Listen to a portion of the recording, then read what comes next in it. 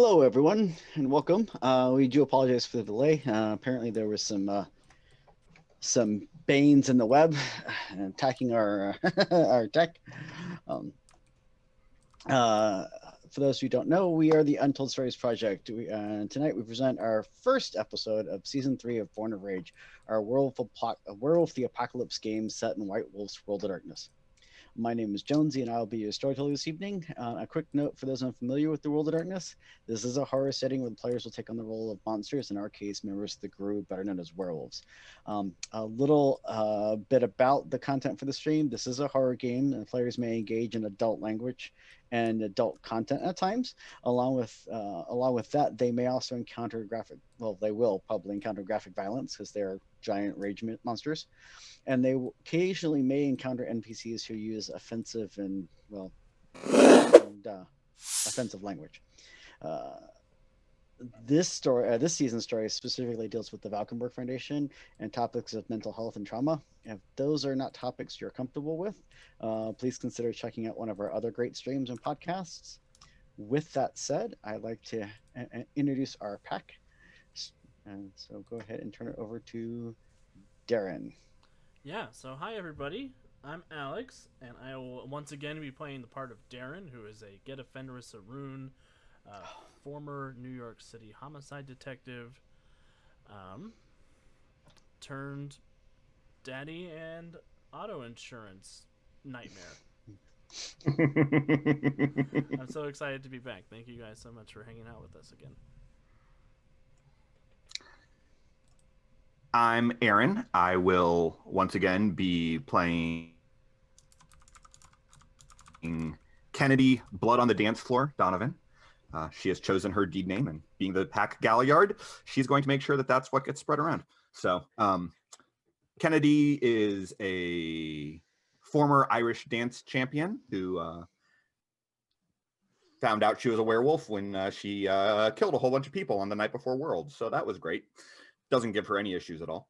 But yeah, she is a Fianna Galliard, and thrilled to be back with all of y'all. Hey everybody, I am Brian. I am going to be playing Killian again. I am a Ragabash glasswalker, part-time street oregano seller, and little computer boy.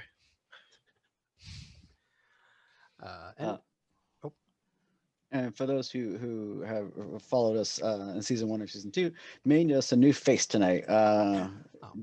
Life has been life, and therefore we unfortunately lost a couple of our pack mates, but we did gain a new pack mate. So, and I'm Andy, and I'll be playing Dell, the Lupus Child of Gaia Theurge. Excuse me, tangibilist who is far more sensitive than is good for any human being to be. Unfortunately, you're not human. Yeah, I know. Yeah, he's neuroatypical. Cool. Thank you for the introduction, team.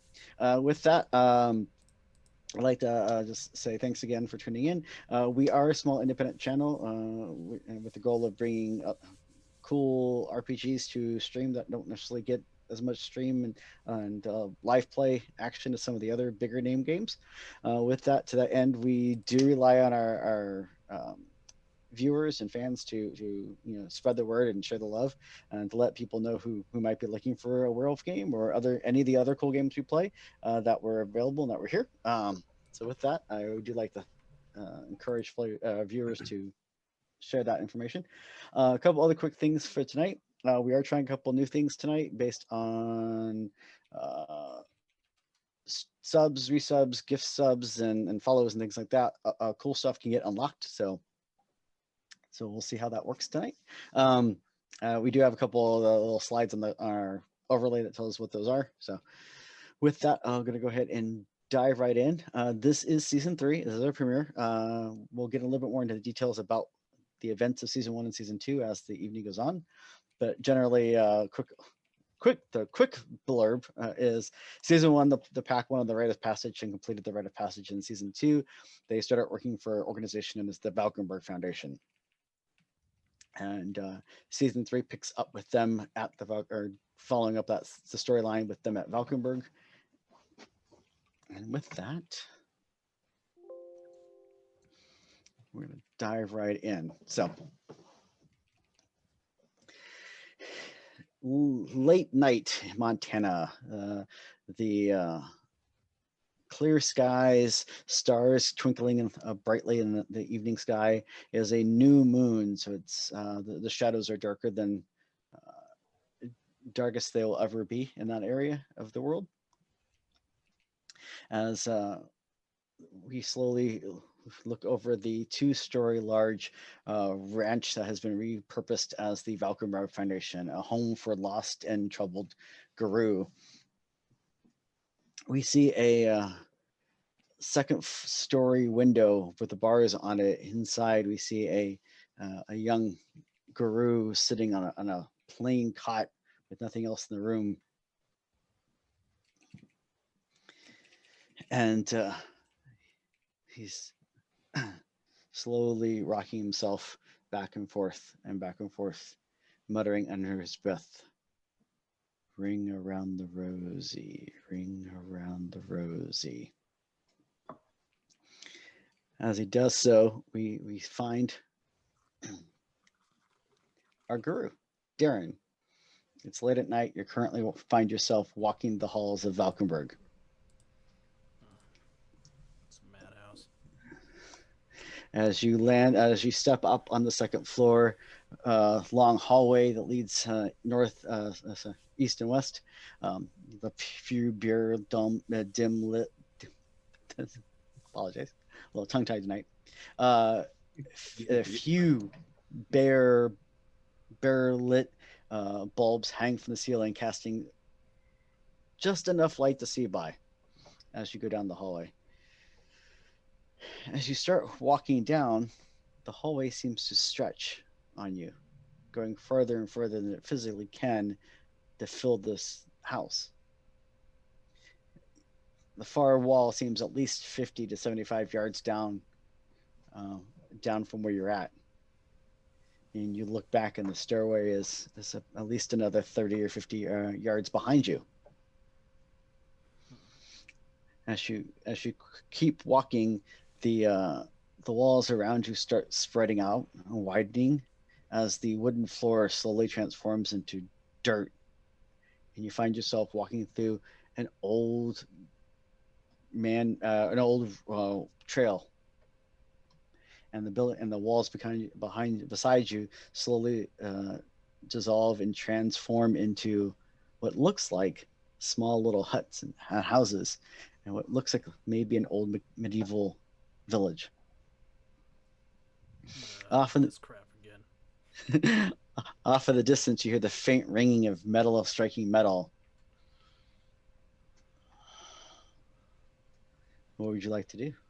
First, I'm gonna look down at myself and make sure I'm still me. You're still you, but you're not dressed like you were just a few minutes ago. How am I dressed? You wearing what looks like medieval armor. Ratty, well-worn leather medieval armor.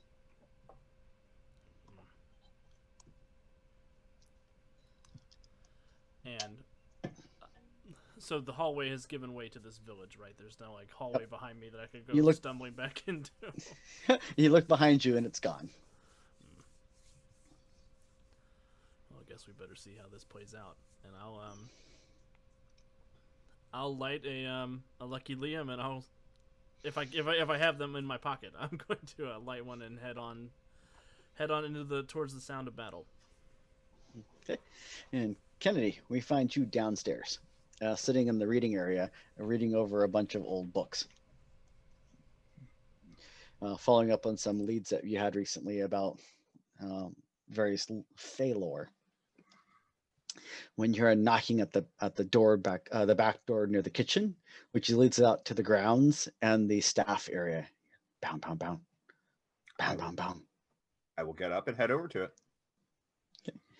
As you head towards that area, cut through the kitchen to the back door, and you open it, expecting to see the backyard of the Valkenburg Foundation, you see instead a long stone hallway. Oh hell, this is done. This can't be good.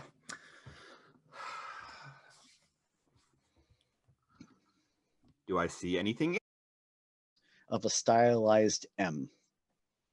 And above them is a large stained glass window that stretches the full length of both doors with a black rose in vines and thorns wrapped around it. Do I recognize any of that? It looks vaguely familiar to the coat of arms that was being worn by the strange creatures you encountered up in Canada. Okay, so not the friendly Fae, but the one who tried to kill me. Got it.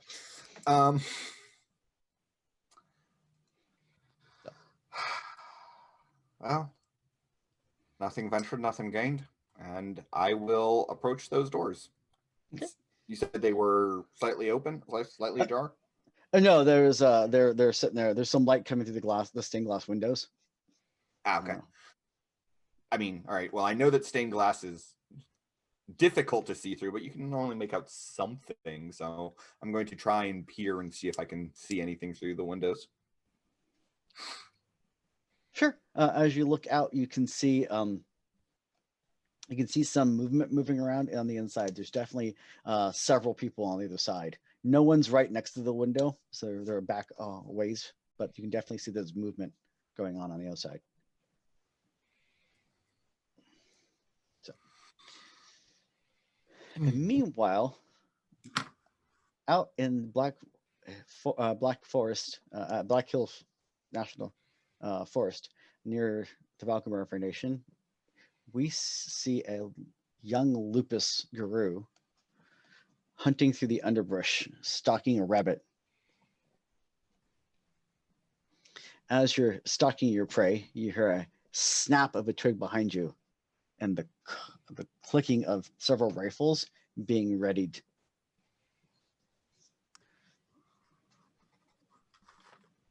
I run. Are you running towards or away from the sounds?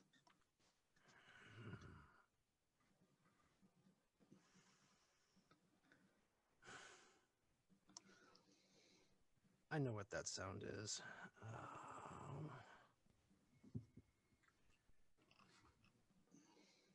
I'm running away. All right, awesome. And with that, you hear the clicking of the rifles being readied, and you bolt deeper into the underbrush. As you do, you hear the clacking of the firing of the guns as they start. Several of them start going off near you.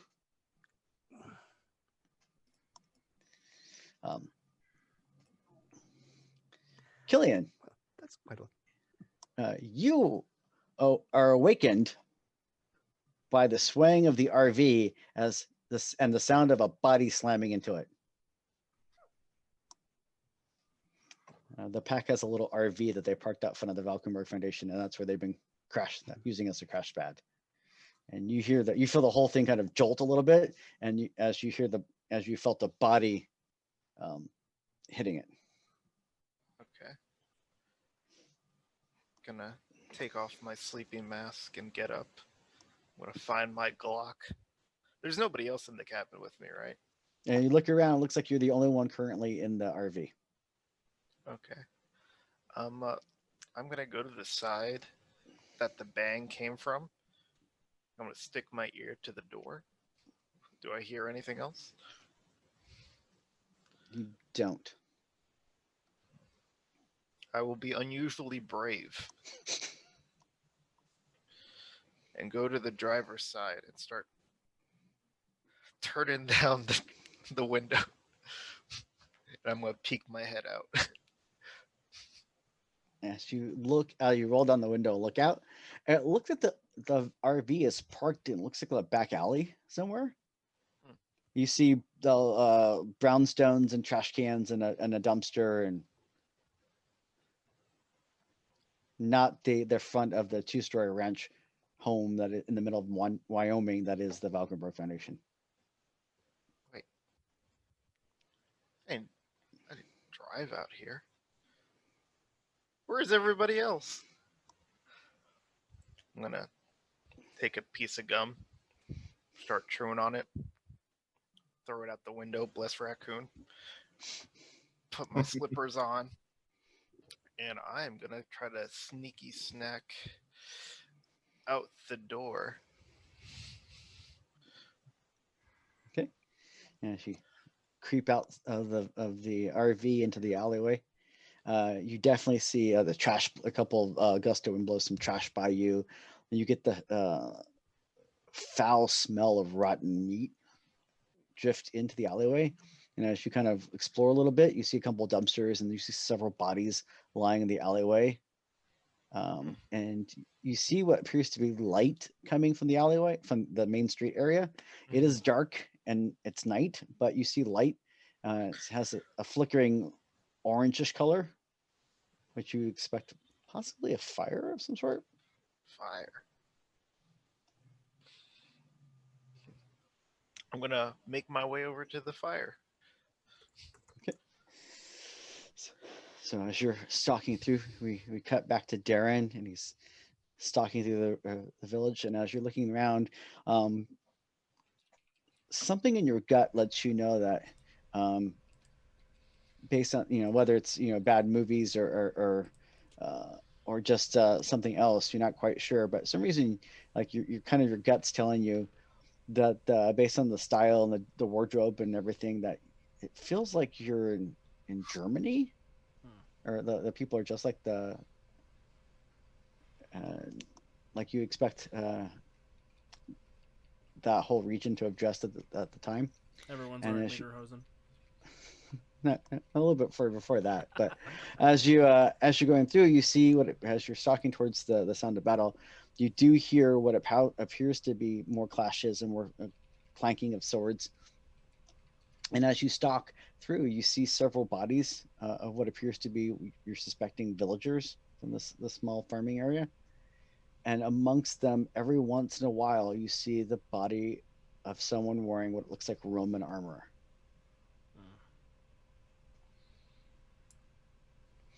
And as you get a closer look at a couple of the fallen soldiers, they seem to be misshapen.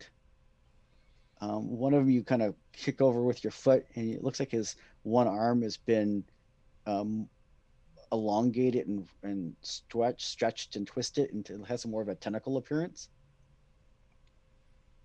Another one seems to have empty mouths full of razor sharp teeth where his eyes are supposed to be.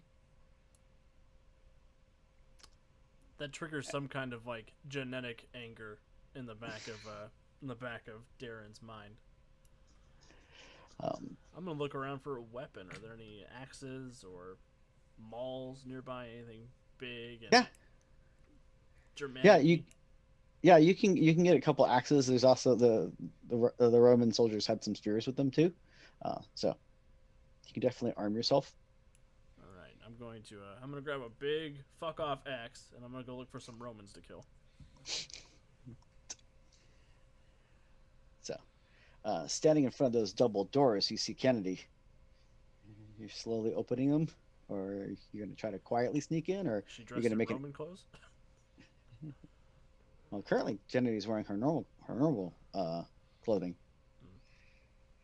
Are you going to make a grand entrance, or are you going to try to be more stealthy about it? I'm not going to make a grand entrance, but I am going to say, hey, Kennedy, can you see or hear me? Yeah, Kennedy, you don't hear us again. Then yeah, I'll make a grand entrance. Oh, are we moving to Kennedy and she's looking for me? Yeah, we're cutting over to Kennedy, and Kennedy's standing in front of those doors. Gotcha. Oh, okay. Sorry. Sorry. It was unclear. It was for a second. I thought Darren saw Kennedy in front of those doors. No. Oh, sorry. Got it. Things that work slightly better at a physical table. Right. Nope. Got it. Yeah. So. Oh hell! I've never been good at being subtle. I'll just open the doors and see what has brought me here. Okay, as you open the doors on the other side, you see a rather large grand hall.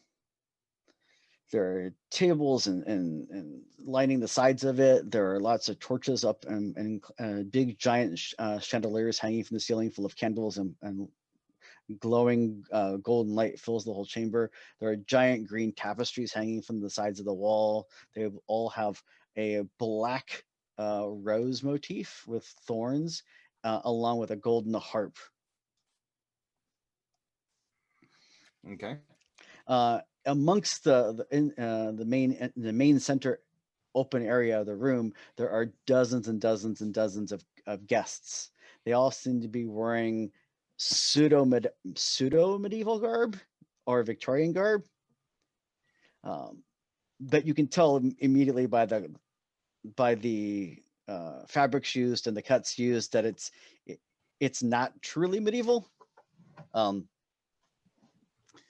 And there's music playing, and the music contains guitar and bass and things that you'd not hear in a medieval setting. As you look Right. around, most of the guests are wearing the same colors to match the rest of the grand hall, and are dancing amongst themselves. They all seem to be dressed for a masquerade. A lot of them have fancy masks covering part or all of their face. Some of them are in various states of distress or undress. So amongst them, you see several guests seem to be wearing animal masks as well. Okay. Across the room, you see one gentleman wearing a finely tailored Victorian-esque velvet outfit, and he has a wolf mask that he seems to be wearing, with another small black mask on that. Like the wolf mask is wearing a mask. Got it. And as you see him, you kind of lock eyes with him. A small young little creature, kind of probably about 3.5, 4 feet tall, kind of bumps into you, and dressed the same as everyone else, except has a small fox-like face mask. And you realize that as he looks up and reacts to you, there is too much of a reaction for that to be a mask. Okay. And he's, oh, pardon me, and walks off. And No, as you me. and as you look down on him, you look over, you realize that you're no longer wearing your clothing. I hope I'm wearing something. Yes, you're wearing a long, flowing white silk gown. Okay. With a small little black rose brooch, and along with that, you also that's clasped to the dress shoulder, and along with that, you have two silver bracelets, solid silver, thin rings that don't seem to have any connection, like clasps on them. And there's a small silver necklace that's also the same way. That's not pleasant.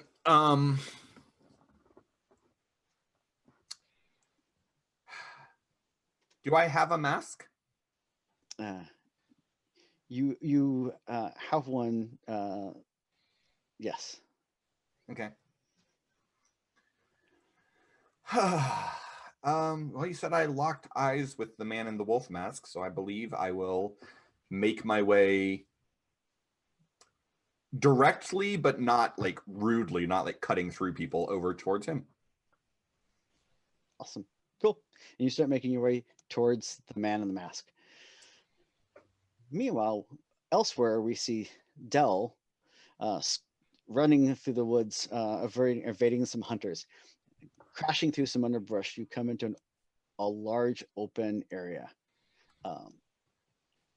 In there, the first thing that hits you as you clear the thorns and brambles in the underbrush is the smell of rot and a fresh kill. As you quickly glance around, you see what appears to be the body of several lupus guru.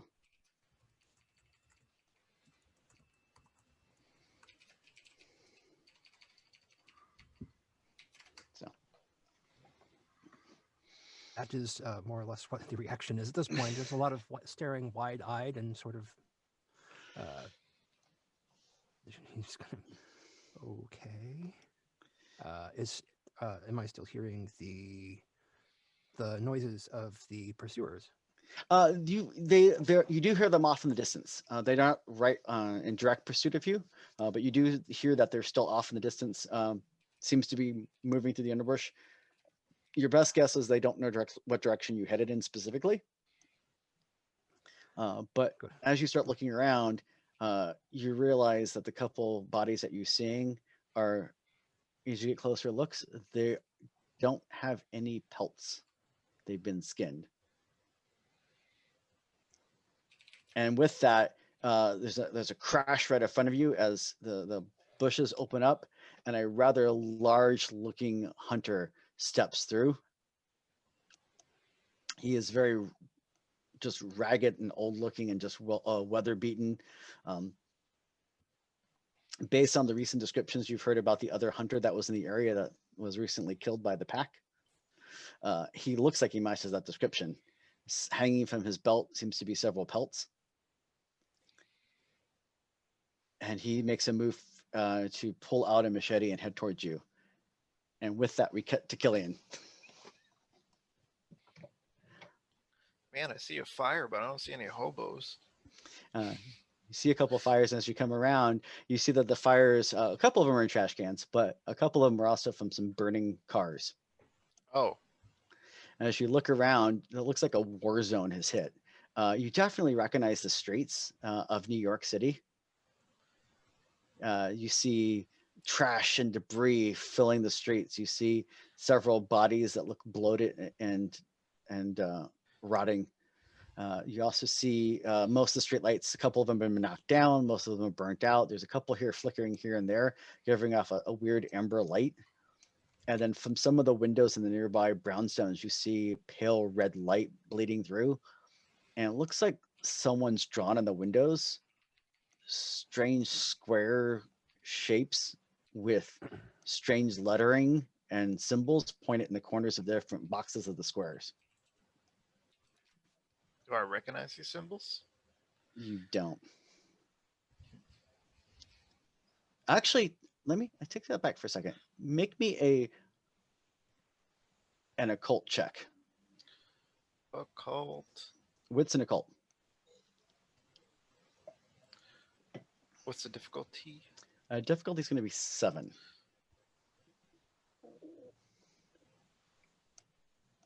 Man, my ESL butt always looks for occult in A first. Symbols. I have rolled 1 success. They do actually look familiar to you. You've seen similar writings drawn in blood when you were dealing with your packmate Oliver and the strange spirit realm that you went into a few months back, when you came face to face with that lunatic in your past life. Oh no. As you're standing there, you start hearing some chanting coming from down the street, and as you look down the street, you see what appears to be kind of a war-torn church. Mm-hmm. And you see some people, looks like there are some people going in and out of the church. Is there a glass bottle nearby? Sure. Okay. I'm gonna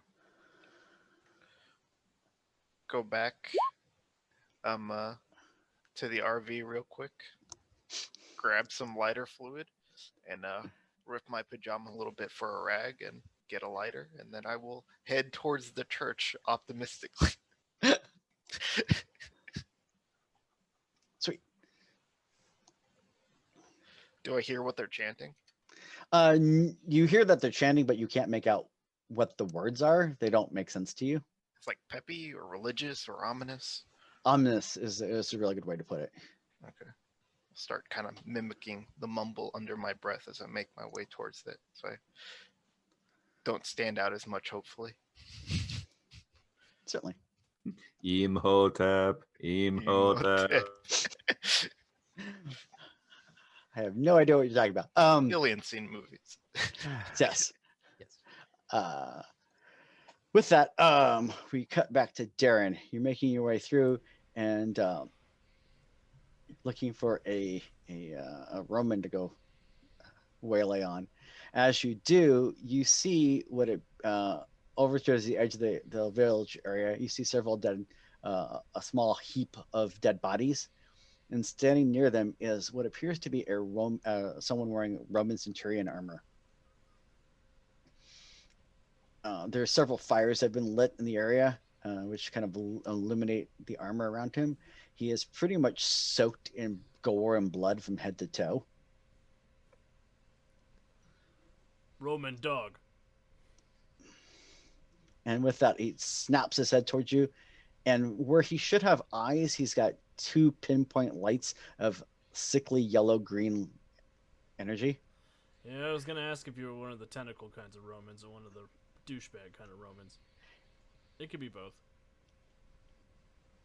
And you immediately recognize that his armor has a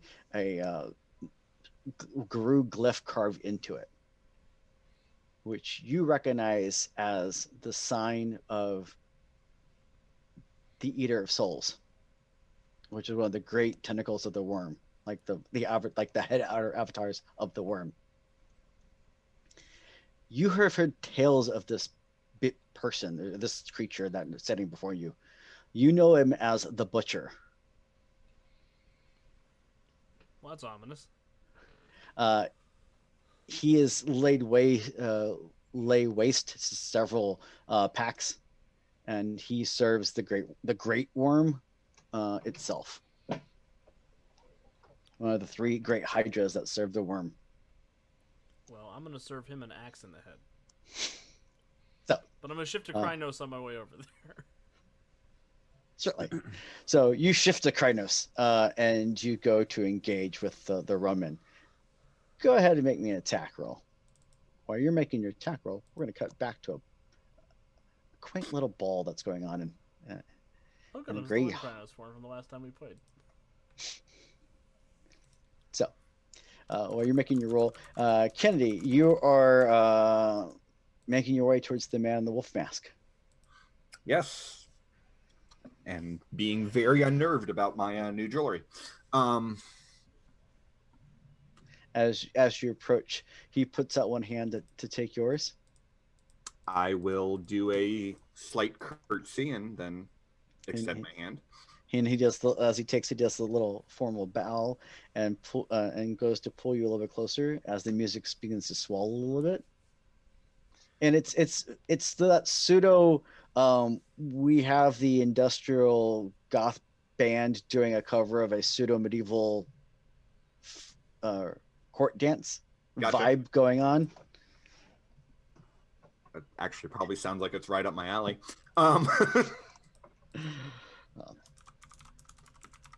I may not have been listening to 90s goth music when I wrote this. That would be so unlike you. So with that, he'll pull you forward and goes, "Tis, tis, tis, little one. Does your master know you're loose tonight?" I will give my best attempt at a coy smile. And what he doesn't know isn't going to hurt him, is it? And with that, the young man, you believe, based on height and build, will begin to try to dance with you, unless you resist. I will not. I will follow his lead, assuming he's not a terrible dancer. In which case, I will lead. Darren, what would you like to do? You're making an attack. Did you succeed? Darren, you are still on mute, by the way. Dang it! I mute myself so my keyboard doesn't click in the background. But I got 4 successes on my big fuck off axe attack. Sweet. That is definitely strikes the guy. Well, you go ahead and give me some damage. How Tell me much how bad. damage does this weapon do? It does your strength. Remember, you're in Krynos, and it's going to give you a +3 dice. Heck yeah. All right. Nice. Damage. So. And I got 3 extra successes. Here we go. So while you're doing that, 10 damage. 10? 10. Sweet. So saith Darren, wielder of axes. So, and you go and start attacking this guy. Well, we'll get to the result of that in one moment. Dell, you were off in the forest. Giant hulking hunter had stopped from crashing through the underbrush right in front of you. I'm waiting for the what do you do? What do you do? While you see that, you do see what appears while all this is going on, you're like quickly trying to take in the scene, seeing what is what's the defensive position, quickly scanning the area around you. Where can I hide? Where can I make sure I don't get backed into a corner? You see some small clumps, holes in the underbrush where you can dive through, and through them we see a small silverish white Luna moth flicker in the air and kind of does like a little flitters and does like a little half arc and then zoops through one of the openings. What would you like to do? Well, this changes the evening I had planned. I will follow Sister Lunamoth. Sweet. And with that, you dive through the hole and take off. Meanwhile, back in the land of Roman times, Darren, your axe comes crashing on down, smashing through the Roman soldier's helmet. As it does, it actually cleaves part of the helmet in half, so it falls back off of him and tears away part of his face. And as it tears a part of this creature's face away, you see a different face underneath of it, which you immediately recognize. Is it my face? No, is the face of Orson Gravely. Ooh. The gentleman your pack was originally sent here to find at the beginning of season 2, who you've had a brief encounter with in the upstairs holding area for the stressed out and mentally challenged guru. I'm gonna yell out his name and see if the creature has any sort of reaction to that while I'm wailing on it with the axe. Sweet. Killian, you are going through the streets of New York, heading up to that church, kind of mumbling under your breath and trying to blend in. As you do, you see several others that kind of slagging and pulling and dragging themselves up towards that area. As you approach the doors of this church, there's a flight of steps leading up to the front door, and the whole step area is all slick with blood. And the doors are wide open. And inside you can see some fires burning, and it gives off this orangish color light bleeding out, but there's also bits of green flame that are also bleeding out from inside the chapel, the church. What does a green fire mean to me? Bane fire, Bellfire. No. Right up there with radiation and other foul energies of the worm. Oh no, I'm just in my pajamas. I don't even have a hazmat suit. Do I see anybody else near the fire or in the church? Go ahead and make a perception check. My lord, my slippers are caked in blood. Yes, they are.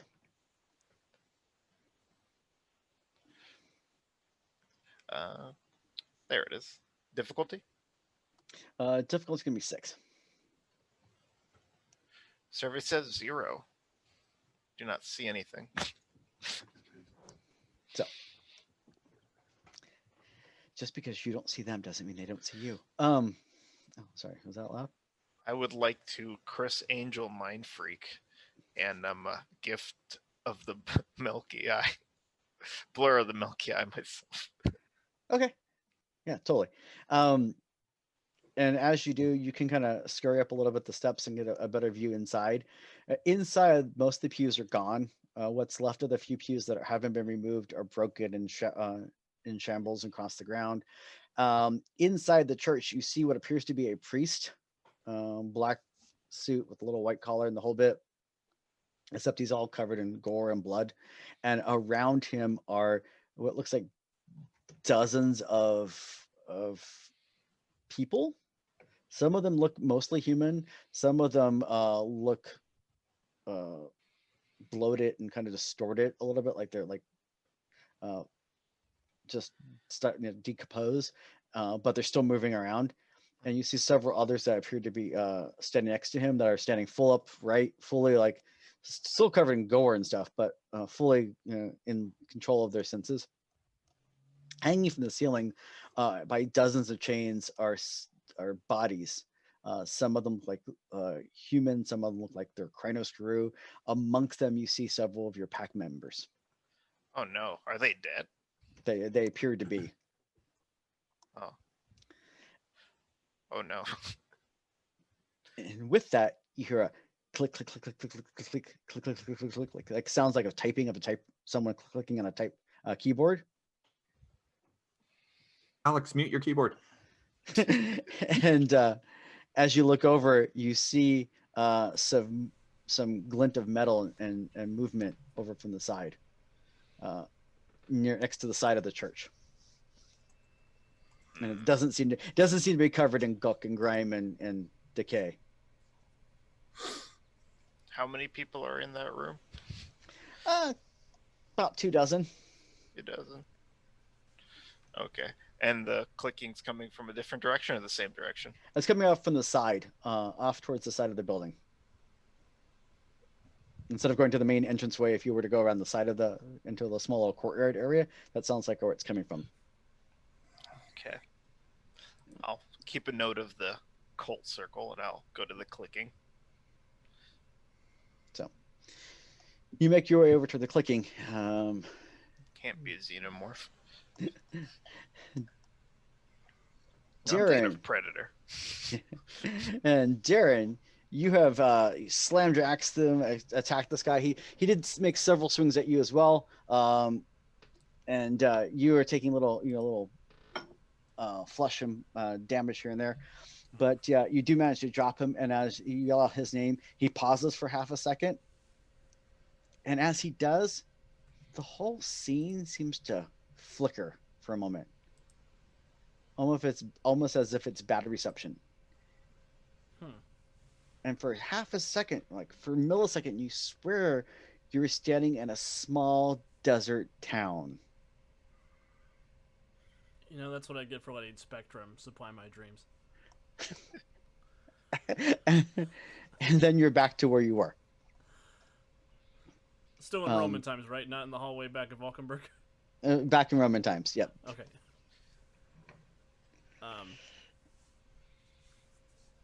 Orson, I'm not sure I understand what message you're trying to give me, buddy.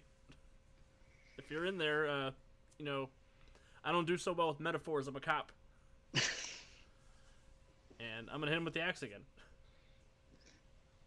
So, and as you rail into him with the axe, you see several howls coming from nearby.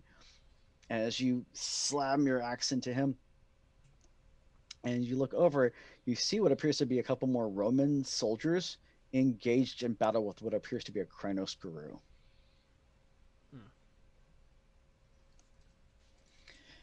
And as you do that, we'll cut to Kennedy. Yeah. Kennedy, you are with your dancing in the ball. Is there anything specific you wanted to try to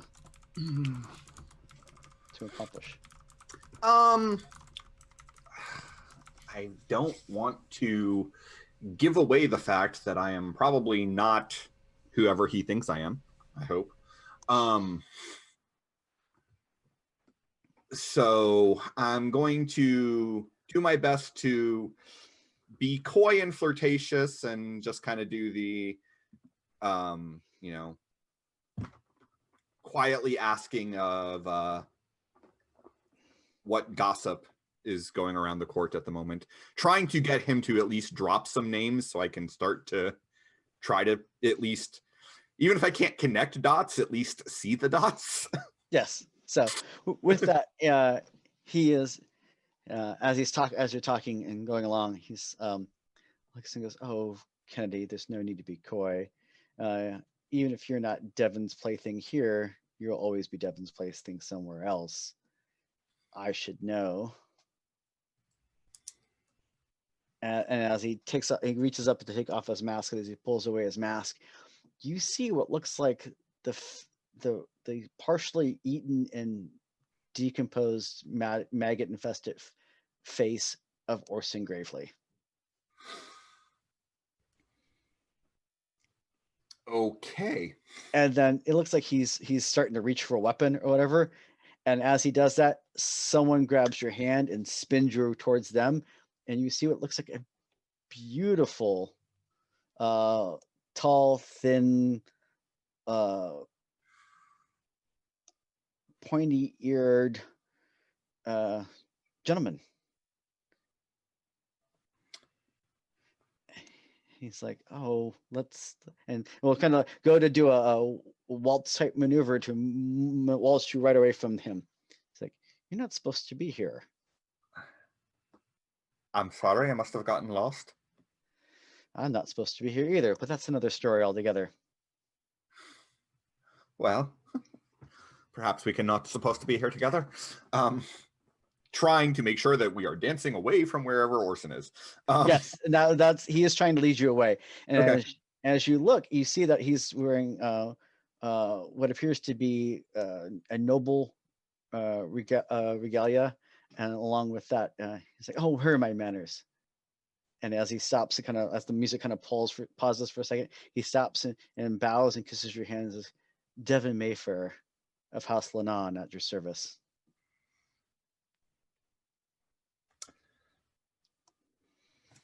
Kennedy, but I suppose you already knew that. Well, of course I did.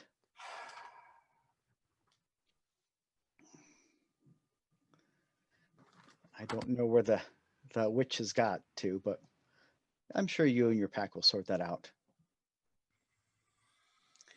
And with that, you see a shadow moving up right behind him, drawing a dagger to go for a backstab. And with that, we're going to cut to Dale. Dale, We love it. you dodged and started to follow the Lunamuth. As you did, Yes. you hear a couple of the other the Lunamoth. As you did, you hear a couple of the off in the distance. Some other hunters yell, "Hey, Samuel, where are you at? Did you find it?" And as you dive through Okay. and are chasing after the Lunamoth, it leads you through a bunch of twists and narrows and small little spaces that only a lupus would have been able to get through. Yeah. It's just running, running. Stop. Listen. Keep running. Running more. Hey, how about all this running? We're doing more running. And as you do, you make your way to a small little clearing alcove, and the moth is flapping in the middle of the air and stops. And then it turns and looks at you and starts flapping and goes, "You must find the others." And you recognize it immediately as a spirit that's talking to you. Oh, that part, yes. And then with that, another lupus comes crawling through some of the underbrush on the other side. And as she does, she comes over to you, goes, and then kind of drops. She's carrying something in her mouth, and as she does, she drops it, and it lands in front of you, and it looks like a pine cone. Pine cone. Well, Yeah, and she's like, "When you see them, give them this, okay. and tell them You've been sent by a friend. See.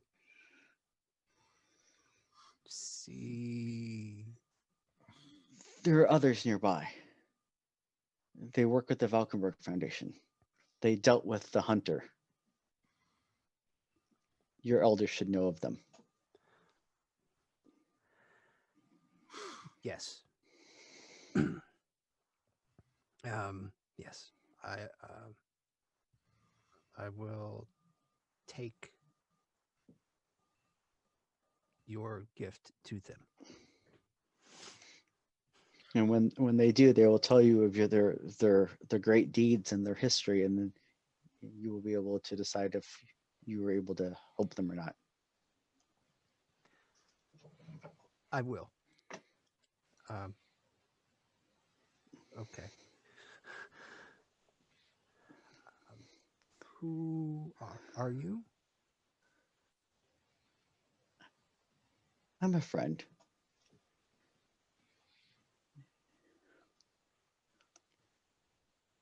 Okay. I serve So Luna. Not sure how to smile in lupus, but he totally does. So yes, well then I think yes, Del is going to pick up. He's going to pick up the pine cone. Although he should probably ask which way first. And as you go to start asking, you see a small little rustle over in the bushes, and something starts crawling out of the bushes. Small little something, and we'll cut from that to Killian. You follow the clacking around, and as you turn around the edge, come around down the steps and around the edge of the church from where you're at in the vision that you're having, you see 3 large wild boar-sized mechanical spider creatures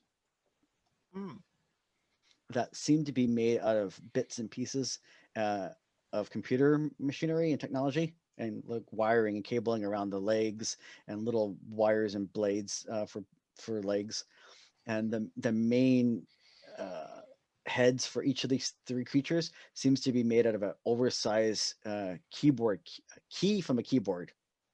And as you look, the 3 of them are just kind of standing like in a defensive position, and a woman steps forward, and the woman is wearing a skin tight black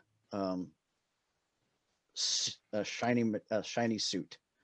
She's got short black hair. It's kind of been slicked back, and is wearing what appears to be chrome glasses. And she has small little, and the suit's a full body suit. Okay. And she's got small little silver pieces, like clip pieces, like claw pieces. They're clipped over each of her 5 fingers. Okay. I was threatened, and then I was comfortable, and I'm threatened again. What is she doing? And she's just standing there, very very poised and calm. And she looks down at the spiders and goes, "My friends, make sure that we're not disturbed." And with that, the 3 spiders kind of move and start walk out to make a little bit of a perimeter around the area. Can I sense her intentions? Try. Go ahead and make me a roll if you like. What would you like the roll to be? Wits and empathy? Yeah, that's a good one. Yeah, we'll go with wits and empathy. What are we rolling for? Difficulty 8. 8. Oh, I'm feeling lucky. I'm feeling lucky. Look at me, 0 success. So you're too distracted by the fact that you realize as the spiders walk past you that the 3 keys that were making up the heads of each of the spiders, one is control, one's alt, one's delete. Yeah. I was pretty proud of that. That's a good one. No grunting from you. But the spiders don't notice me. They don't react to you. They don't react hostilely to you. They one of them moves so he can walk past you and around you. So he responds to you, sees you, but doesn't respond hostile to you. Okay. I will take a leap of faith and approach a woman. As you walk towards her, she's like, "Greetings, child of Roach." Greetings, As she makes a reference to your tribe's totem, cockroach. woman in black.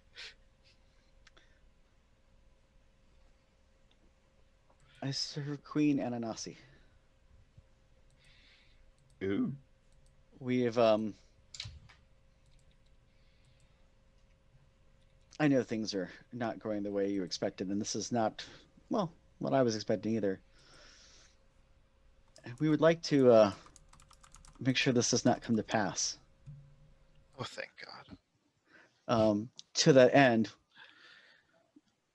the Queen would like to know if she can count on you. And Killian, you don't know a whole lot, but you do about all the huge umbral stuff and stuff. But you do know that the Queen she's referring to is an avatar of the Weaver herself.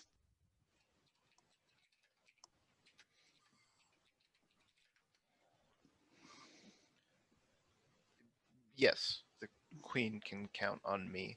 And what is your name? Dare I say, ma'am? I am just known as the Queen's Own.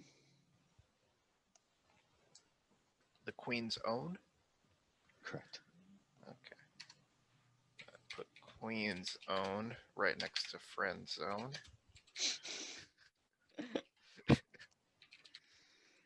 When the time comes, we will come looking for you. So is this all a dream? Potens, nightmares, dreams, they all tend to revolve around each other. I know this one is brought on by a servant of the worm, and we've just I've intervened as the way I can. I know another of the great spirits is looking out for you as well. Almost as if on cue, you hear a little cling cling, like powering up sound from a little pile of trash near you. My lord, he's alive.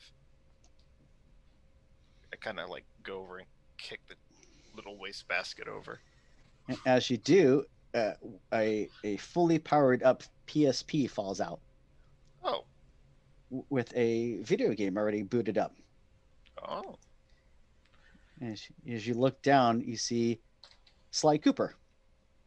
Oh. My lord. I'm going to get a cane. And as you look, it looks like, for some bizarre reason, it doesn't match, but it looks like the map level is actually a map of the area that you're at right now, with a destination on how to get out of here. I will not kick a gift game in the mouth, and I will follow the map. I mean, Darren, you have you. Meanwhile, back in Roman times, Darren I'm about has to be bathing in entrails, and he's playing Sly Cooper. Okay. and you come down with your axe and just cleave this kind of manifestation of the beast in half. And as you do, you quickly rush over to ensue in combat with the other group that's fighting Roman soldiers, who as you get closer, you recognize that they are Black Fury, and they're kind of just tearing apart these Fomorian Roman soldiers as well. And as you do, one of them drops, and looks like that one of the Fomorian Roman soldiers was holding probably bits that they pulled off other fallen victims, because it seems to be a small little amulet they're holding that drops out of their hand that has a Guru glyph on it for raccoon. Oh, that's probably for me. I will approach the Black Fury carefully, Okay. since I'm a Get a Fenris.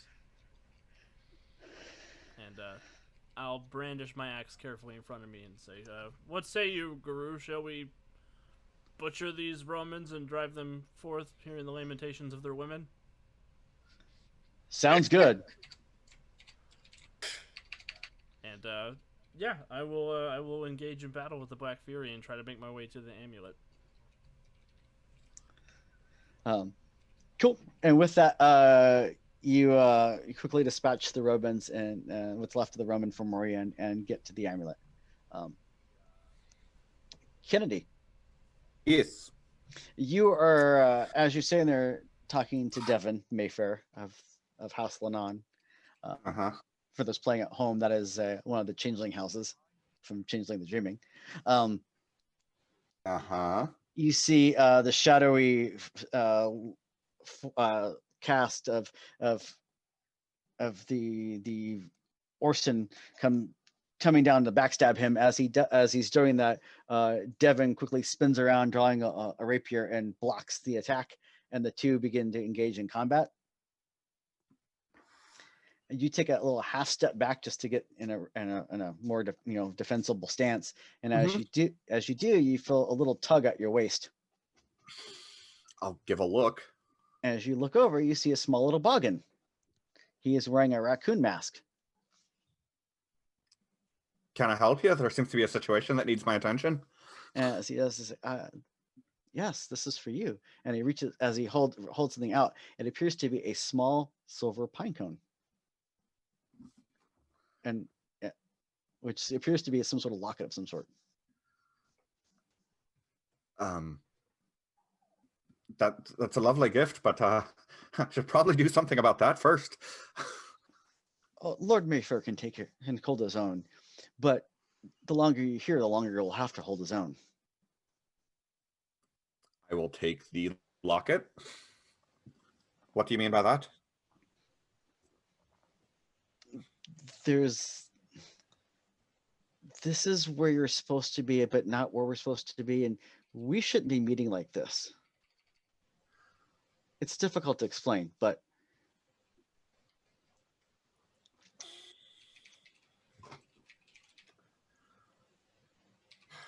you're supposed to be with your pack. That sounds about right, yes. Not here in the realm of on the edge of dreams. Will this help me get back to where I'm supposed to be? Yes, I believe so. The little one with two tails told me yes. That doesn't mean anything to me, does it? Wits and enigmas roll, and maybe it was. No, I'll try it.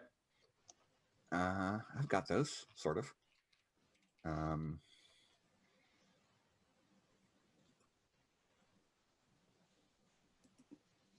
What's the difficulty?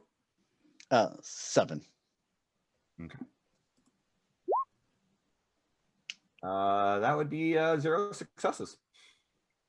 Nope, guess not. Okay. Well, then I will,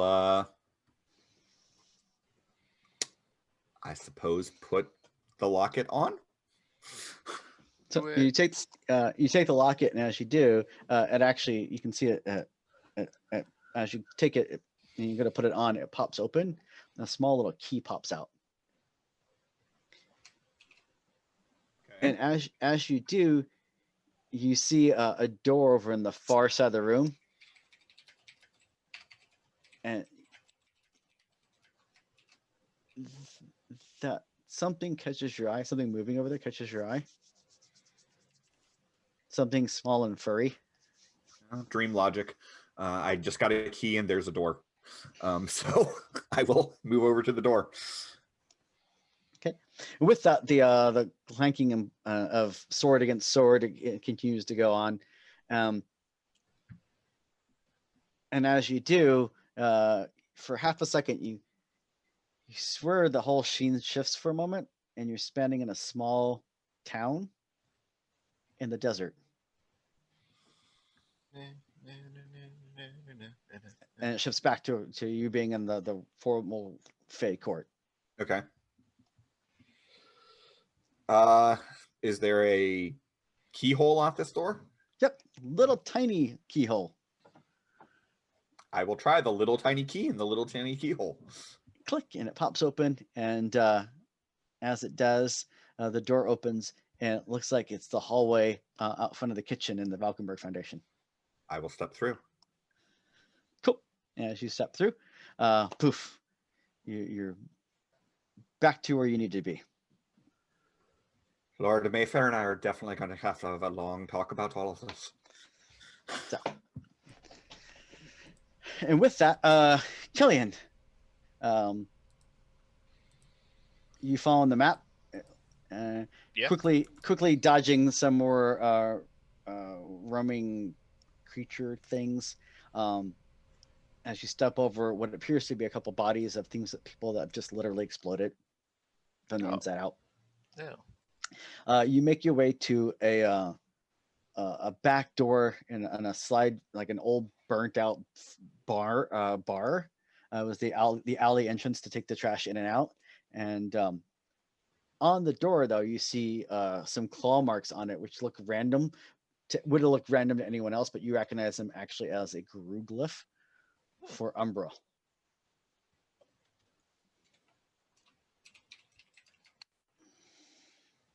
Am I able to shift sideways in a dream? In a vision? Nope, nothing. Oh, you don't know. You haven't tried. I will make note of that marking and sidle on in.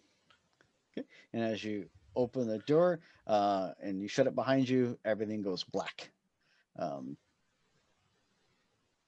And Dell.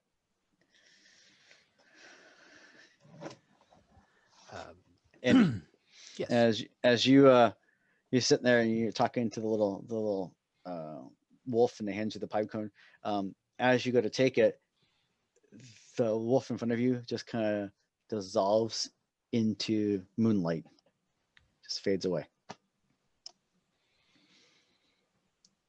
And you wake up. Well, I was about to pick up the pine cone. You wake up when there's a pine cone in front of you.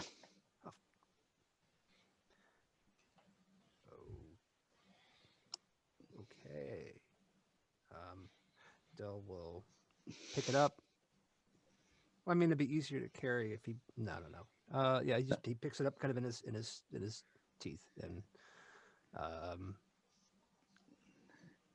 as you're looking around, you look up and there's a pine cone over there. And you're like, huh? And as you do, you see a small little raccoon over to the distance, and you feel like you've got dirt and stuff on your face, and you see a couple little like shiny bits of glass and metal, kind of every 20-30 yards or so. Like someone was carrying a whole bunch of shiny rocks and they're trying to hold them all. And as they were walking away, they little bits fell here and there, leaving a little trail behind them. I see. Then, Dell's heart is probably beating up something akin to a normal rate now, as he's not being pursued anywhere. He will nod to the raccoon and pick up the pine cone and just kind of follow this trail. Probably not the weirdest thing he's ever seen, but it's up there. Awesome. With that, the rest of you, so Darren, you go and finish dispatching of the blessed of the Fomorian Romans, and as you do, you got to hold the amulet and the Fury, and you fight side by side, dispatching half a dozen of these Fomorian Roman soldiers. And as you do, she kind of looks over and goes, "That's odd. I wonder why you have that. Where'd you get that from?" And it's kind of like looking at the amulet you're holding. Oh, I took it off one of those Roman guys. He was holding on to it. It's got my pack totem sigil on the back. Huh. I wonder if your pack needs you. Oh, probably. They always need something or another. Always getting into trouble. Although I think if we're having a nightmare right now and I'm on a spirit journey or whatever, I should probably get heading back. Well, good luck to you. And I'm sure we'll see each other again. You have a name? Are you real or are you a figment of my imagination? You never know. Maybe I'm both. But you can call me Helena. Nice to meet you, Helena. I'm Darren. So. If you ever find yourself in the year 20XX, I'm not sure what year it is. Look me up. Certainly. And with that, you make your way back towards the town, and as you do, you find a doorway that has the same glyph on it. And as you walk through it, the three of you awaken in the RV. 3 days ago, you were in a small town outside of Waco, Texas, dealing with a lost guru who was being hunted by a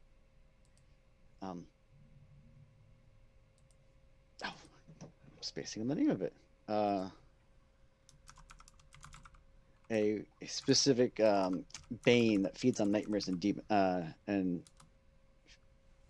dreams. You dispatched the creature, but since then, the last couple of nights, you've all been suffering restless dreams. I will look over at Killian and Darren and go, so, I take it from the looks on your faces that you had another one as well. Yeah. It's Maybe. probably sleeping in this RV. The RV is parked out front of the Valkenburg Foundation, right where you left it. The only difference is that it looks like one of the windows has been wedged open a little bit, and it looks like something went rummaging around the front seats. The little cup that used to throw all the change in has been gone through. Ugh. That just ain't right. You shouldn't mess with a man's change cup. God, I hate magpies. Oh, it could be a visit from our totem. What do you mean? I throw stuff on the ground all the time. Why do you even want my change? Have you ever known a raccoon to be satisfied with what they could already find? How are we gonna do our laundry? You know we can go inside, right? Yeah, it's coin operated. That's why I'm worried. And as you're looking around the front, you can see like a couple of pieces of change that have been dropped. And as you look outside, you see a little bit more dropped along the road every few paces. Like a little trail was left of change. Why am I having flashbacks to Hansel and Gretel? I'll bite. Well, we should probably check that out, guys. Yeah, I'm gonna get my wallet out and start putting the change away as I go. You're a good lad, Riverdale. And with that, the group of you quickly follow the change trail, which leads you to a gathering area outside the Valkenburg Foundation out back with a area for a bonfire pit and all that stuff. As you approach, you see what looks like a partially drawn circle has been carved in the ground or in the dirt, not carved, but just kind of scuffed on the dirt. As the three of you approach, and then off in the distance, coming towards you, you see a lupus guru. Since 2 weeks ago, your other packmates, the lupus that you had with you, have left the Valkenburg Foundation. The two of them taking the other local guru eats pine cones with them after the traumatic events of Samuel Haight and the hunters from last season. They have decided to relocate back to Finger Lakes in New York to better help Eats Pine Cones adjust to the life in the wild. And with the lupus's death, there was just too much for them to deal with. So, but as you're standing there, a lupus comes walking towards you. Andy, And what color fur does your lupus have? Ooh, he's just he's sort of the fairly dark gray. He's a grayish white, white underbelly, gray. Just a very not a particularly. What am I babbling about? Excuse me. He is a gray wolf. Yes. Fairly slim and wiry, and not particularly powerful, and doesn't have that body mass thing happening. And he's walking. He's shaking as he's walking. Like every time he puts one of his feet on the ground, it kind of like vibrates for a second there before it lands, and he's just walking in and carrying something in his mouth. As he kind of gets closer, you can see that there's some dirt that looks like some dirt has been smudged around his eyes, giving him almost like a little mask.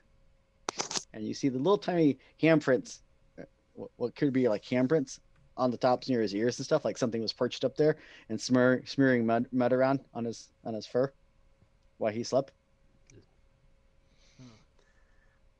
So he's got almost like a bandit mask and or raccoon mask. Huh. And as he is you see this lupus approaching. He seems to be carrying something in his mouth. I think that would be a great time to take our first quick break. I know we started a little late tonight, but I would like to make sure everyone gets a chance to stretch their legs and get a drink and all that stuff. Sounds good. Sounds good to me.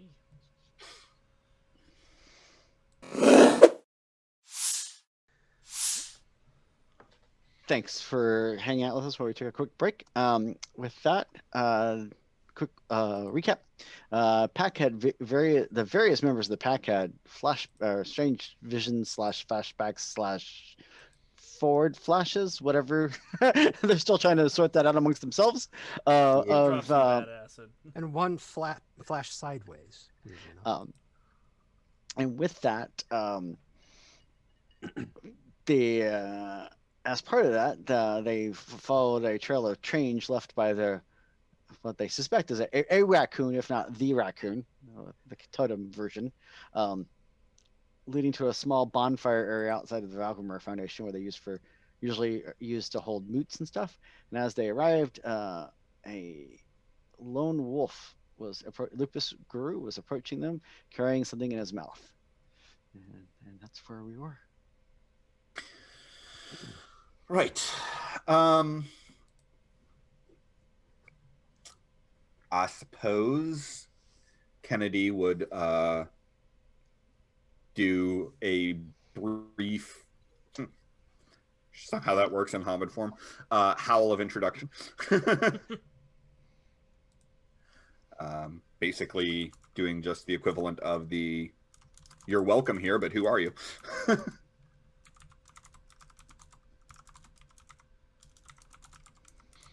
Howl back when you're carrying something in your mouth. Fair. So it'll be like, like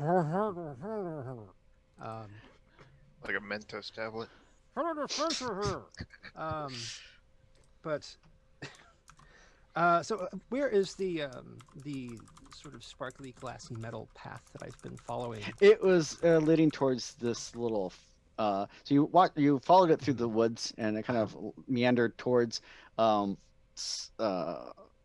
large ranch home that you recognized, not being far from the sept. And outside the grounds, there's the main ranch house itself. There's also a couple other outbuildings on the side, including an outside pen for Lupus Guru. And then there's also a big area. They have an open area where they have a big bonfire area for when they have local moots and like at the because it's not a sept, but the foundation follows some of the same sept traditions. Okay. So that's I'm saying the trail is not suggesting anybody in particular that I need to see. It was leading you to the fire pit area. Okay. And as you approach, you can see what appears to be a partial drawing of a circle has been kind of pawed out into the dirt. And it looks like someone has pushed twigs and other pieces and parts in the area to kind of finish the circle. That would I recognize that?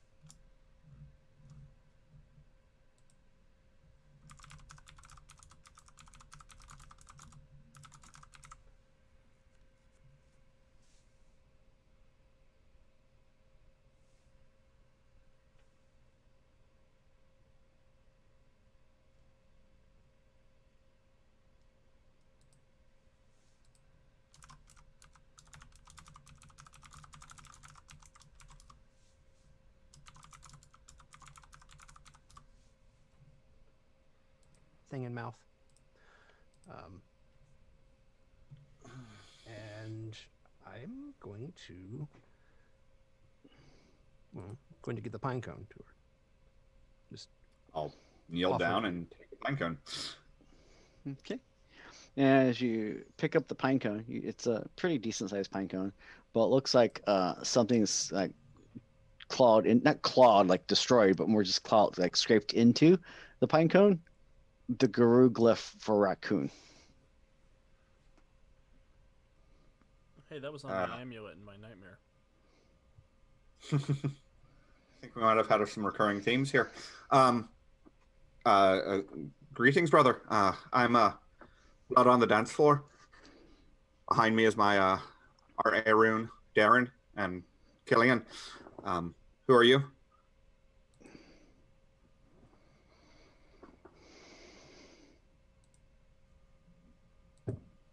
The words they gave me are Dell speaks softly. Can't imagine why. You friends with Pinecone?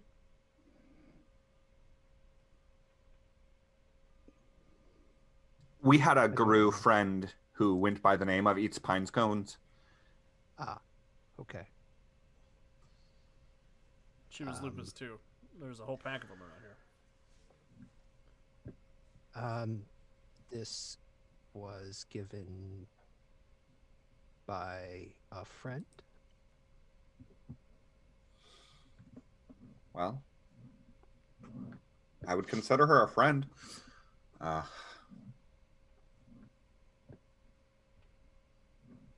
What brings you here, other than the pine cone? And Excuse me. I am going to. And if it's only the Pinecone, that's okay too. Well, no. would you be more comfortable if we shifted to lupus as well? Yes. Okay, we'll shift to lupus.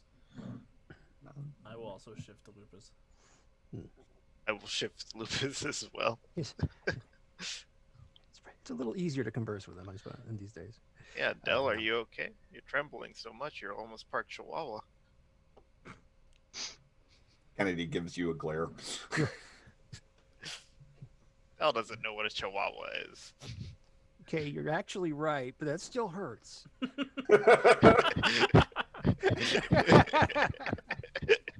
Just ignore him and call him Riverdale. Let's do. It's like a bald Pomeranian. Excuse me. Oh my gosh. Okay, let's stop mean girling the new guy. Let's. Hey, fucking hell! I'm picking up your accent now. What's happening? Sorry about that. No, it's what I do for a living. So yeah, I'm trying to remember what I was told. Actually, I know I need to give you the. I'm supposed to give this to you and tell you that it came from a friend. Oh, I did that part.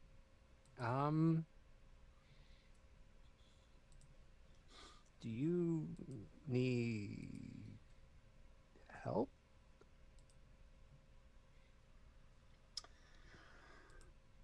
I mean, that's a complicated question, isn't it? In a very broad sense, yes. We're Okay. our pack is a little bit smaller than it has been. We've had 2 different Theurgers come and go, so we could probably use another set of paws. But do you not have duties elsewhere?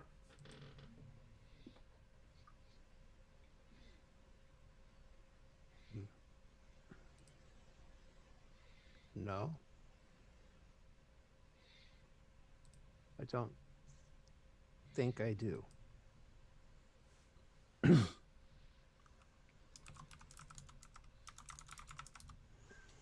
Are you not sure? You would be the first guru I've ever met who didn't have somebody asking what he was doing all the time. That's very true. How How about a simpler question? Where'd you get your makeup? makeup? The mud. Oh. Forest.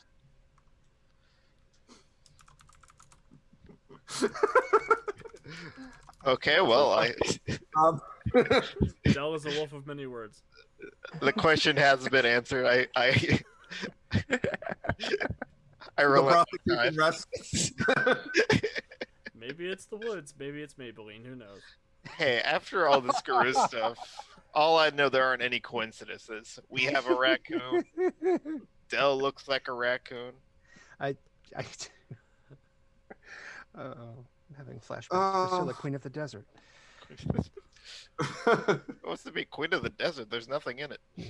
I look like a fucking raccoon.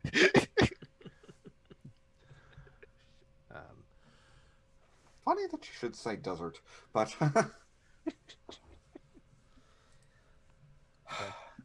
Oh wait. Oh, sorry. What was the question? Oh no, we've gotten that. Do you want to come hang out with us? How do you make friends as an adult? Does anybody know?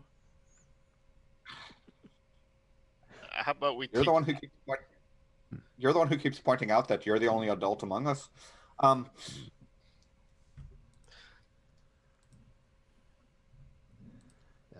The expression on Dell's face is that there's a whole lot of words going by.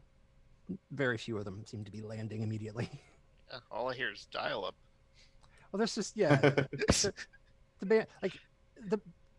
he gets banter, but he gets that it's banter. I guess I'll put it that way. Fair enough. Dell has categorized it as banter and moved on. After great thought, yes. Do you have a pack, Dell? It's rare to see guru all by themselves, especially nowadays. Yeah. Well, with all the This is what I should hunters actually- and whatnot. Hunters. Yes. The men with the boomsticks. Yeah, I don't like loud. I don't have a pack.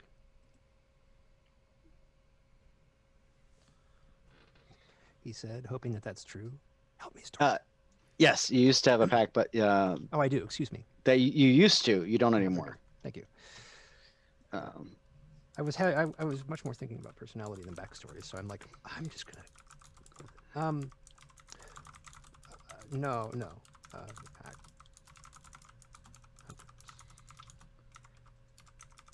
Well, Just a little question. How long have I been having? Have I been having those dreams for roughly the same length of time, or is this my first time? it's the first time you've had anything that wonky. Go on. Okay, so yeah, he's. I saw hunters.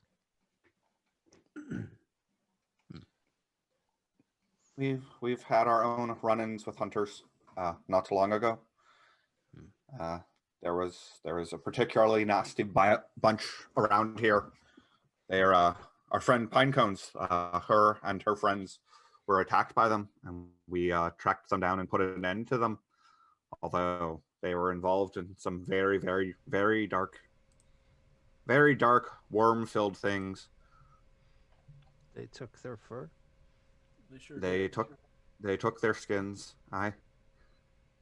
And the leader of them seemed to piece them together to make himself into a false guru.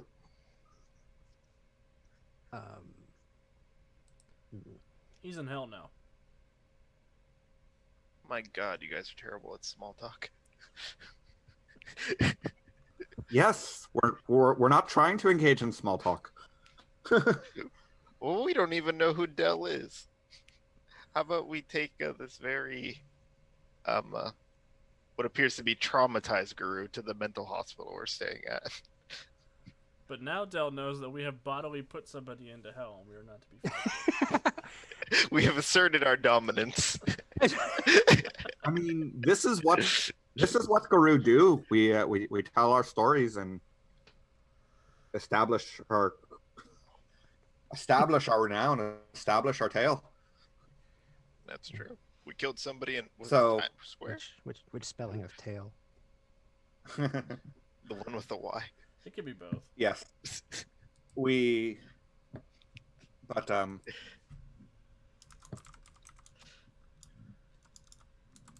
perhaps we should be a bit more formal, and Kennedy will just so let me start again. I am blood on the dance floor, a Fostern of the Fianna tribe, a Galliard. I am Dell, speaks softly, foster and Deirdre of the children of Gaia. She will shoulder check Darren as to say, "Hey, dummy, it's your turn." I am Darren, who is bereft of a deed name. I don't know, Rex Cars, maybe? I don't know. I'm still workshopping my deed name, but I am an Arun Geta Fenris.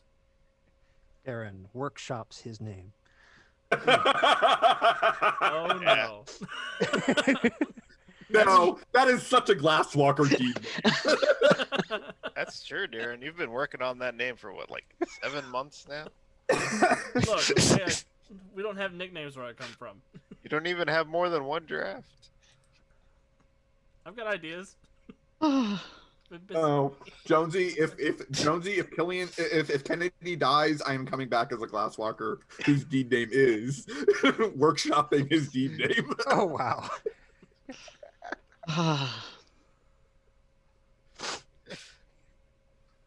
Sorry.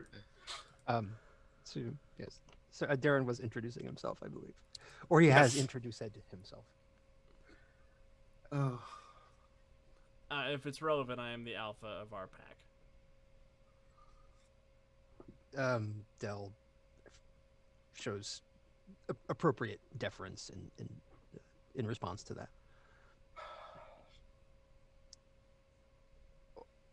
I am Killian, the Glasswalker Ragabash, and I don't work with labels, so I'm just Just use my name. We're gonna have to find you a name. You don't pick Killian one. I'm doesn't gonna... work with labels. Shay, if you don't pick a name, I'm just gonna create one for you and start singing your tales using it. And then Don't you'll be pigeonhole me. I can be whoever I want. I am Darren, Guru with 808 credit score. I am Darren, the warrior with many loans. Gods. A chief of the Fizo clan. Keeper of the 401k.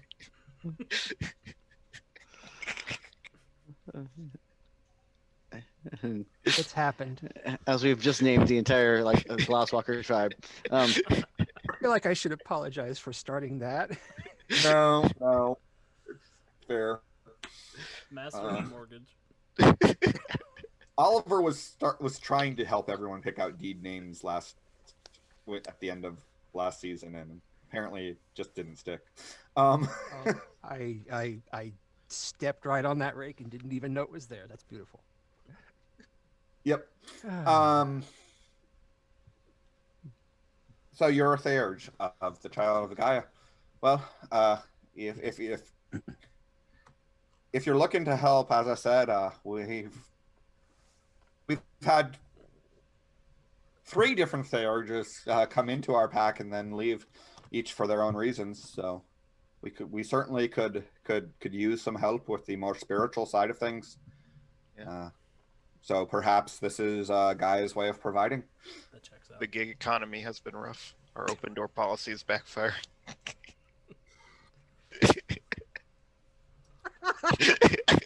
That was excuse me. Well, speak softly. What do you think? You want to head on back to the foundation and think about it? I'm gonna have to change my name to Wheezes helplessly.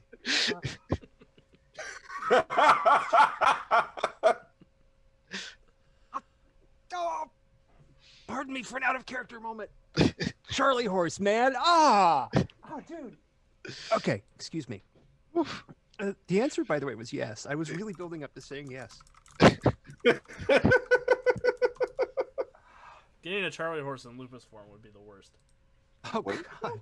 Yeah. How would you rub it out? With so many legs.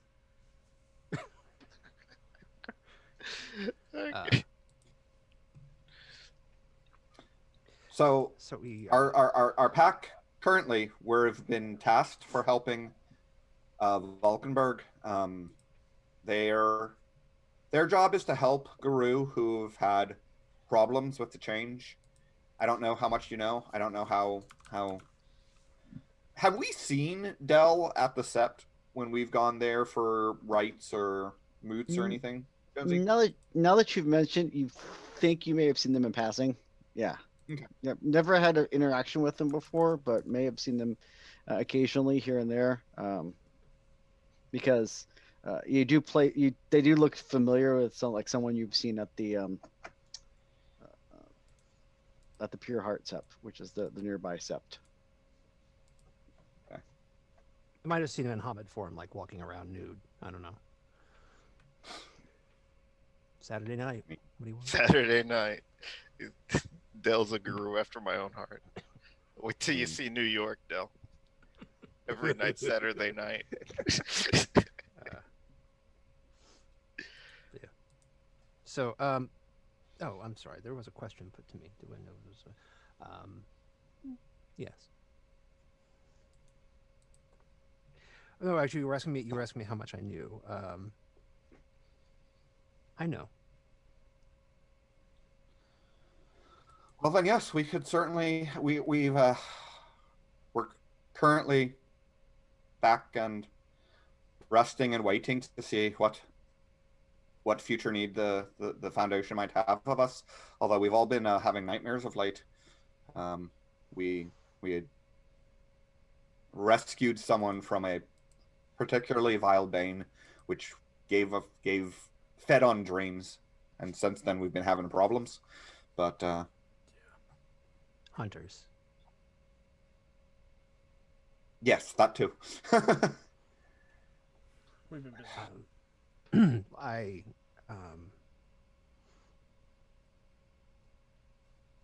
I was given a dream about hunters tonight.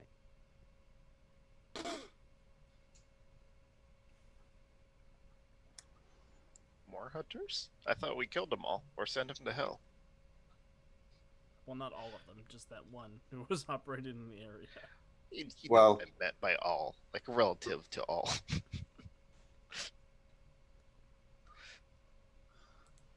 Um, Lu- Lupa's or mates dead, scattered,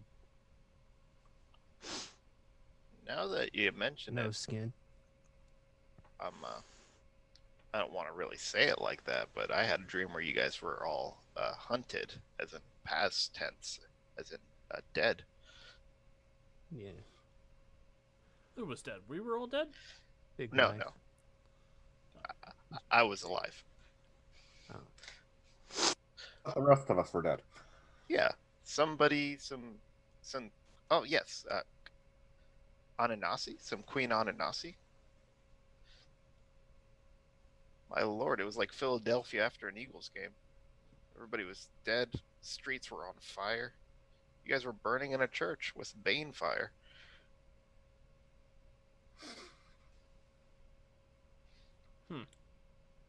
Hey, Jonesy. Yes. What do we know about Anansi?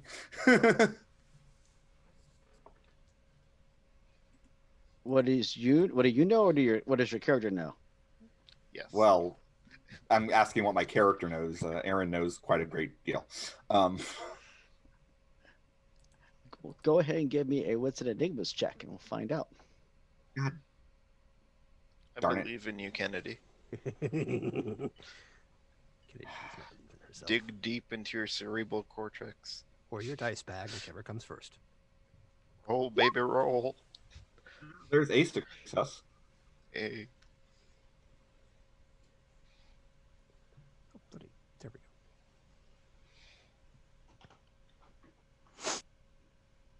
So Yeah.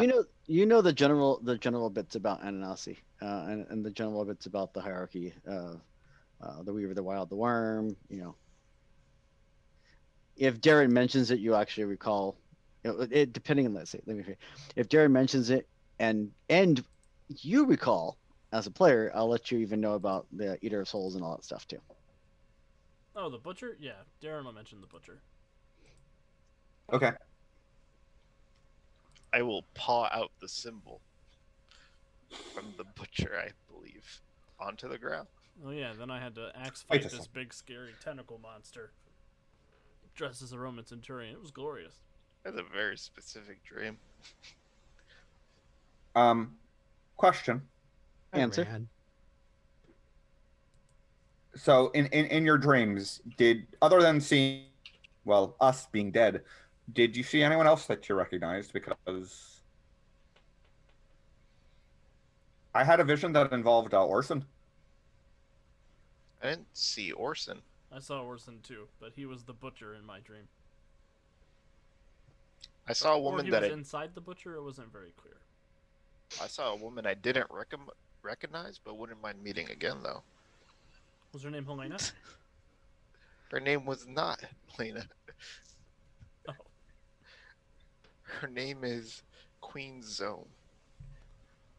Then I guess we're not in the same love triangle, my friend. I don't know. I'm gonna call her QZ for sure.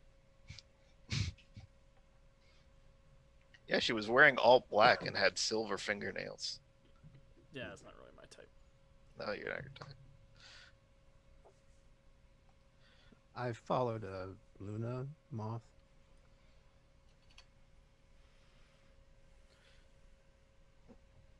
Well, I think we have a trip to visit Orson in his cell ahead of us. That's what I was thinking.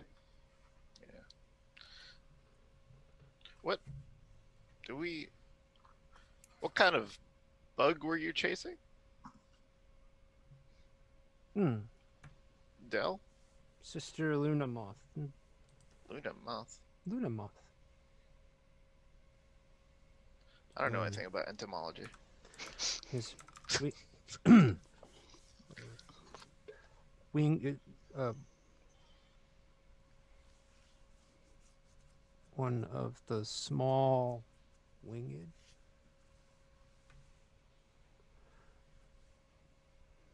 She said she was from Luna.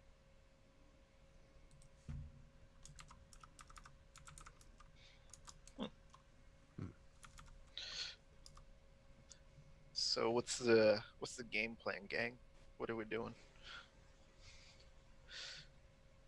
I feel like perhaps the first thing we need to do is go and talk to Orson. Yeah, Okay. I think that's our next stop.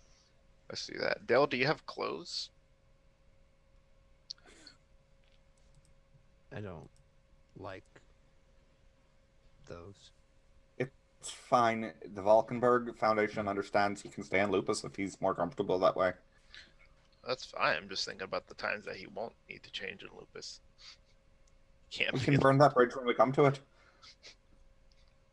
My lord. Well, let's go. That's us, always burning bridges. Burning bridges. Or burning bridges, one way or the other. And cars and trucks and Hey, everything else. if you burn bridges, people can't follow you across. Exactly. I am Darren, burner of bridges. That's my deed name. Tonight, anyway. Yeah. Oh, jeez. Darren's gonna have a new deed name every week. Yeah. He has a long AKA list on his wiki. All right, but now I imagine Riverdale would build a wiki for us God, I hope not. with his own with his own facts, quote unquote, that he's come up with. Yeah, Kennedy, weak to offbeat music. Hate 6/8 time. For a minute, I thought you were talking about syncopation. I was like, well, you know, Might. I've come a long way. To say there are worse beats to actually you have to dance to an Irish dance, but that's neither here nor there. No, you just do it in two. You take it in two. Yeah. Why? Excuse me. So- Please ignore me and continue. The only thing I know about twos is you can animate on twos or you can animate on threes. Thank you. In any case, yes, perhaps we should go and speak with Orson. What time is it anyway? I mean, it's fairly late at night, I'm guessing. Yes. Yeah. Yeah, So at this it's- point, you're close to 1:30 in the morning. Are we allowed to wake him up or do we have to wait the night? He's more violent at night. You know what? We should talk to him in the morning. Oh yeah, let's wait till morning time. Come out at night. Waiting. Show you the RV, Dell. Dell is. Oh no, Dell has not seen the RV yet. Excuse me. I was about to say Dell is looking at the RV, but the RV is not here, so I can't be looking at the RV. Oh well. Yeah, it's on the But other when we side get of around the- to that part, he'll be looking at it very apprehensively. A nice RV. Yeah. So with that, unless the pack has something else they wish to accomplish, the pack goes and reconvenes at the RV. At this point, you kind of give Dell a general rundown of the pack, the fact that you did a rite of passage up in Canada, where you dealt with some Wendigo and uncovered one of the fabled 5 talons of the worm and helped make sure that it didn't fall into Pendex's hands. Yeah. That's a Man, long I rite of passage, man. Yeah, it was intense. Yeah, we get into a lot of things we shouldn't. There's a whole side bar about a whole big thing with the truck that goes on way longer than Dell wants to listen to it. About they shouldn't have gotten the truck, but they got in the truck anyway. And radiation banes.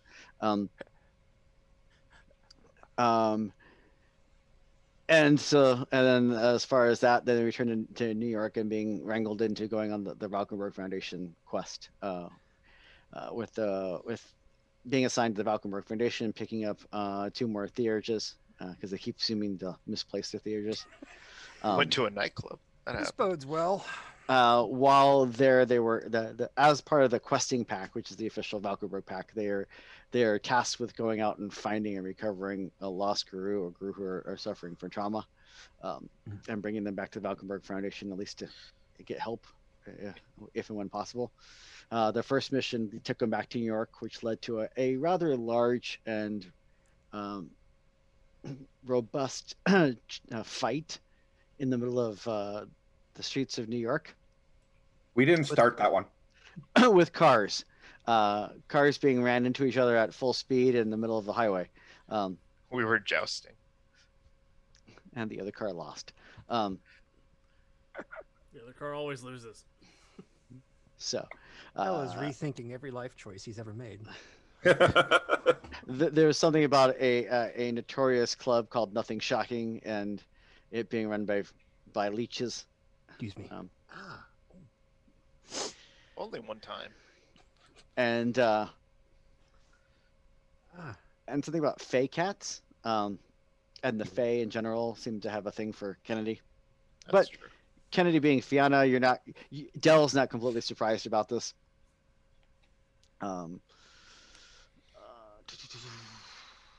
Yes. And after that, they did deal with the hunters in the area, including a notorious kinfolk who went and killed a local pack of guru and skinned them alive. Which also evolved around a truck being run, in this case, run through the front of the house and exploded, as opposed to run into another car. We have very specific creative problem-solving abilities. Which usually revolves around exploding moving vehicle. To be fair, exploding that truck was an extremely clever plan on our part. All you have is an exploding vehicle. Every problem starts to look like a flammable house, I guess. So that was season 2.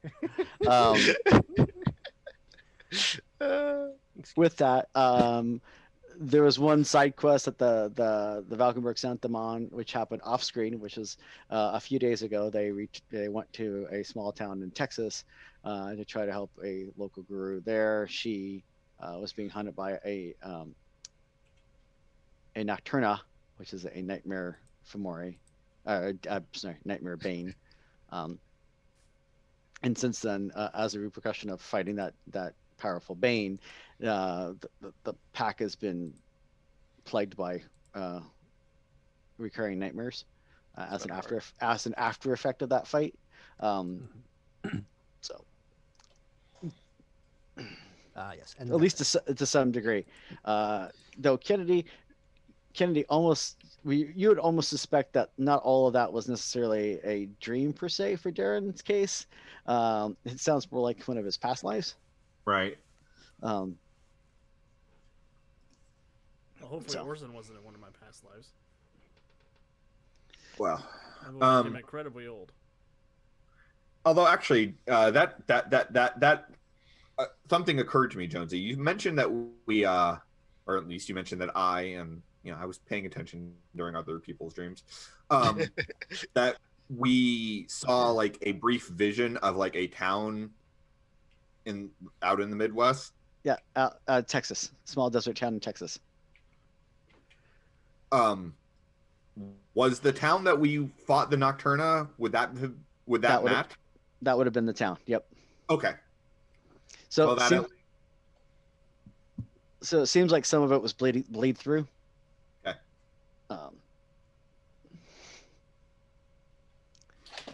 Oh no. Okay, we're fine. So it sounds like at least some of the fact that you all dreamed about Orson, well, most of you dreamed about Orson, is not unsurprising because, well, he is the one creepy factor that you all have in common with the area that you're currently in. Right. Okay.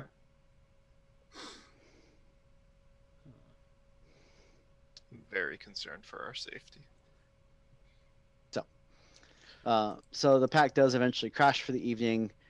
In the morning, you will wake up.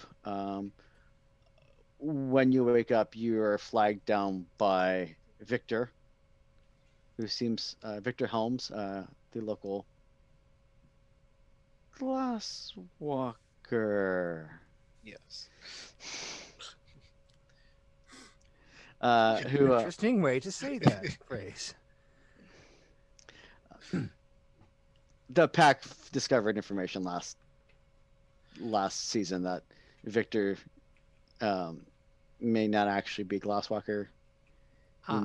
He may be quote unquote Glasswalker. Quote Um, unquote. Um, Ellipses, if you will.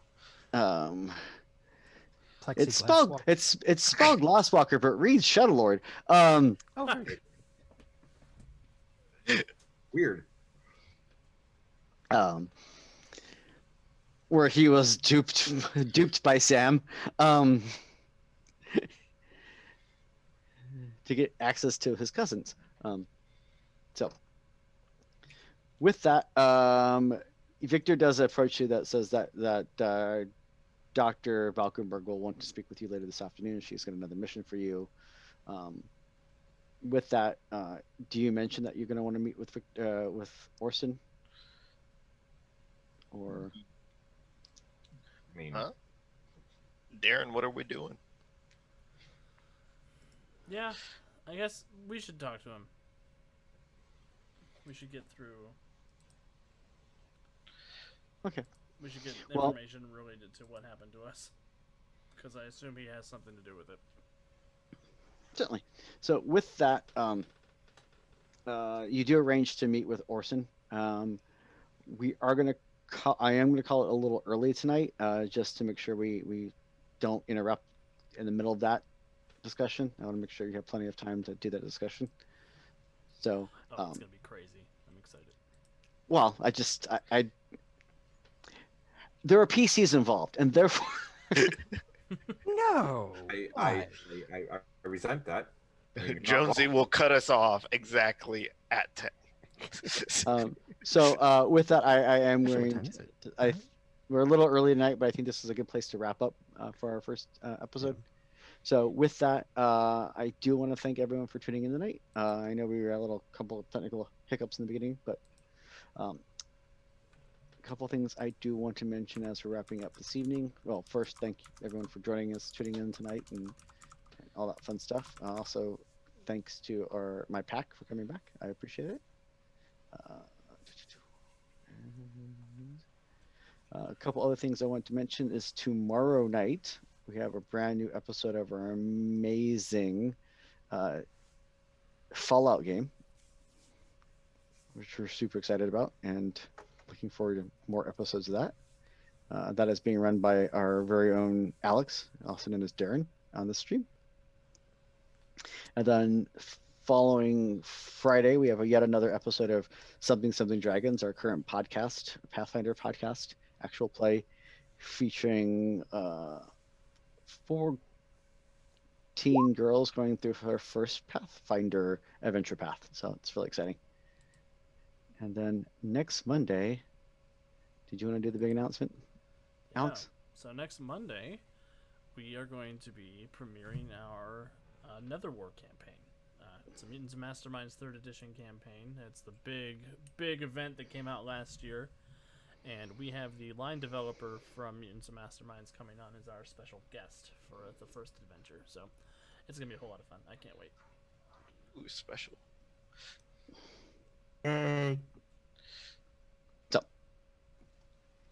So with that, we do want to thank everyone for tuning in. And always, as always, if you do like what we're doing, please share, like, comment, all that fun stuff, either on Twitch, on YouTube, on our Discord. Let us know. Feedback lets us get better and helps make the stream all that more amazing for you. So, are we going to try to raid anyone tonight? We are. We're going to raid the Onyx Path. Looks like they're playing some Scion tonight. Woo. So, thank you, everybody. Have a good night. Bye.